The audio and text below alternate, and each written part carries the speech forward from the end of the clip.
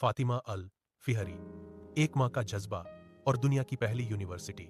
क्या आप सोच सकते हैं कि एक औरत जिसके छोटे बच्चे हों और जिसने अभी अभी अपने पिता और पति को खोया हो, वो दुनिया का सबसे बड़ा एजुकेशनल सेंटर बना सकती है?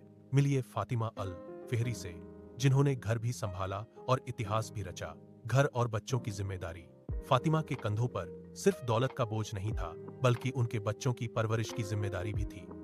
वह अपने बच्चों को इस्लाम के उसूलों और इल्म की अहमियत सिखाती थीं। उन्होंने साबित किया कि एक माँ होने का मतलब रुक जाना नहीं, बल्कि अपनी औलाद के लिए एक ऐसी मिसाल बनना है जो सदियों तक याद रखी जाए। सिर्फ पैसा नहीं, वक़्त और मेहनत। लोग समझते हैं उन्होंने सिर्फ पैसा दे दिया, पर हकीकत कुछ और है। फातिमा रोजाना कंस्ट्रक्शन साइट पर जाती थीं। वह खुद मजदूरों और कारीगरों के काम की निगरानी सुपरवाइज करती थीं। सोचिए, एक तरफ घर के काम और बच्चों की देखभाल और दूसरी तरफ इतनी बड़ी यूनिवर्सिटी की तामीर। यह उनकी मल्टीटास्किंग का बेहतरीन नमूना था। रूहानी ताकत और रोजहा स्पिरिचुअलिटी। फातिमा की सबसे बड़ी ताकत उनका तकवा था। कहा जाता है कि जब तक यूनिवर्सिटी का काम पूरा नहीं हुआ, उन्होंने हर रोज रोजा फास्ट रखा और अल्लाह से दुआ मांगती रहीं। वह चाहती थीं कि उनके बच्चों को जो विरासत मिले वो सिर्फ सोने चांदी की ना हो, बल्कि नेक नामी और इल्म की हो। दुनिया के लिए पैगाम। कंक्लूजन। आज की औरतें जो घर और काम के बीच तालमेल बिठाने की कोशिश करती हैं, उनके लिए फातिमा अल फिहरी एक बड़ी इंस्पिरेशन है। उन्होंने साल 859 में अल करावियन बनाई, जो आज भी दुनिया की सबसे पुरानी यूनिवर्सिटी के तौर पर खड़ी। क्या आप एक माँ की इस हिम्मत को सलाम करते हैं? कमेंट्स में रिस्पेक्ट लिखें और उन औरतों के साथ शेयर करें जो अपने सपनों को पूरा करना चाहती हैं। अल करावियन, 1200 साल से खड़ी इल्म की मीनार। क्या आप जानते हैं कि दुनिया की सबसे पुरानी यूनिवर्सिटी आज भी वैसी ही खड़ी है जैसे 1200 साल पहले थी? मोरक्को की अल करावियन महज एक यादगार नहीं, बल्कि एक जिंदा मोर्चा। आज की तारीख में इसकी आज 2026 में भी यह यूनिवर्सिटी पूरी तरह काम कर रही है।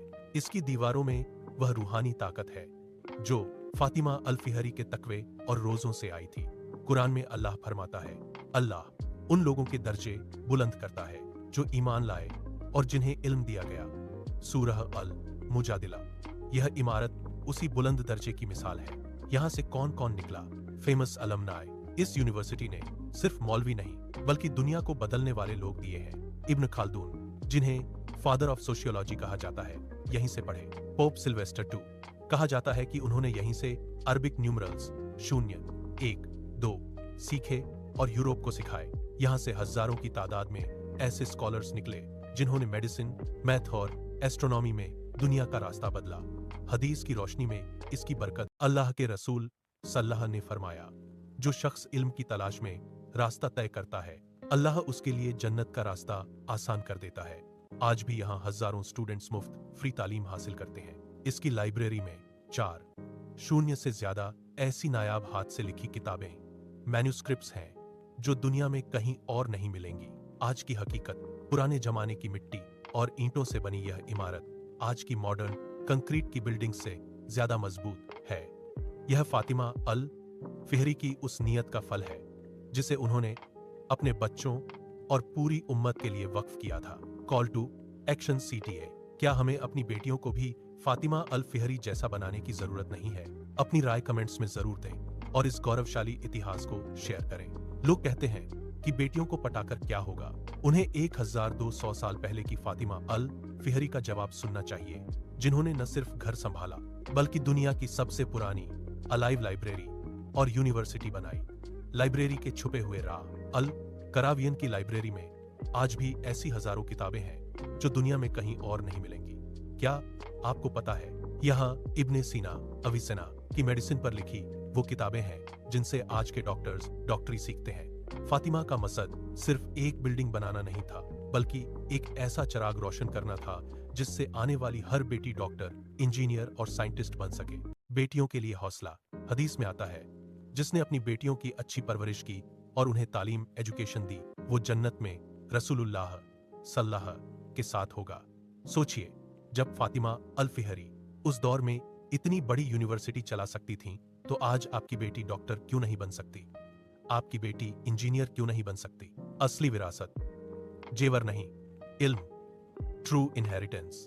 फातिमा ने अपने बच्चों को सोने चांदी के जेवर नहीं बल्कि इल्म की विरासत दी। आज भी उस लाइब्रेरी के दरवाजे पर जो ताले लगे हैं उनकी चाबियां सदियों से हिफाजत से रखी हैं। यह इस बात का सबूत है कि जो औरत ठान ले उसकी बनाई हुई चीज को वक्त की आंधियां भी नहीं मिटा सकती।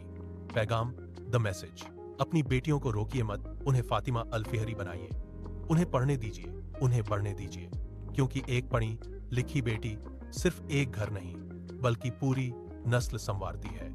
Call to action CTA। अगर आप भी अपनी बेटी को कामयाब देखना चाहते हैं तो कमेंट्स में इंशाअल्लाह लिखें और हर उस माँ बाप तक यह वीडियो पहुंचाएं जो अपनी बेटियों को पढ़ाना चाहते हैं।